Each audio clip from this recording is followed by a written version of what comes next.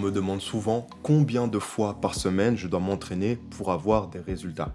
Alors, la réponse de toute manière est ça dépend. Parce que la question que je vais te poser juste après, c'est quel est ton objectif, quelle est ta mission, quel est le rêve que tu poursuis. Et c'est seulement en concevant une réponse claire et honnête à ces questions que je peux déterminer comment le mouvement peut être un outil de guérison et un véhicule de progrès, quels mouvements vont être pertinents, quels mouvements sont une perte de temps et d'énergie, et aussi du coup la fréquence et l'intensité de mon conditionnement. En bref, ne sois pas comme un bateau sans gouvernail et toute voile ouverte qui change de cap au gré du vent.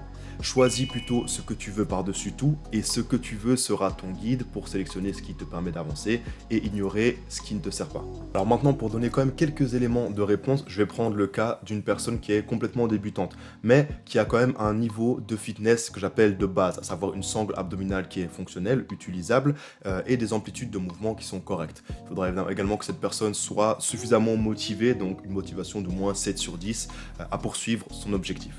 Dans ce cas, en général, il sera bon de commencer par 2 entraînements par semaine. Les entraînements sont séparés de 72 heures. Chaque entraînement est composé de 6 à 8 exercices. Chaque exercice est répété pour 2 séries. Et chaque série est composée de 15 à 25 répétitions. On peut même aller jusqu'à 30.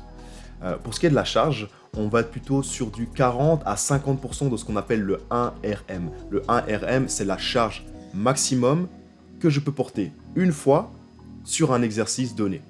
Alors évidemment, pour un débutant, il n'est pas sécuritaire de faire un test réel du 1RM.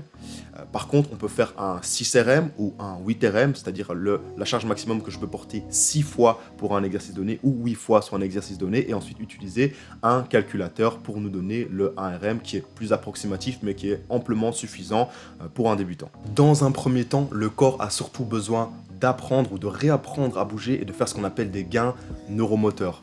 C'est-à-dire qu'on doit nous améliorer notre capacité à exécuter des mouvements fondamentaux avec la bonne exécution.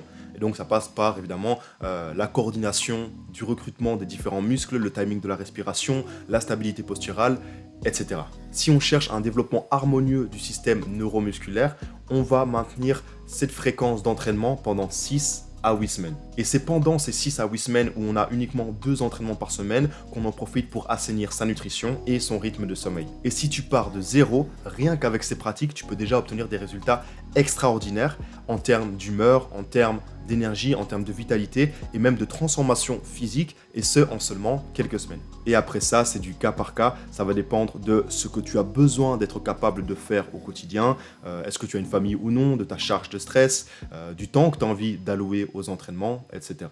Et je termine cette vidéo avec ma définition du fitness. Le fitness, c'est faire de ton corps le véhicule parfait pour mener la vie qui te tient le plus à cœur et faire tout ce que tu désires avec aisance.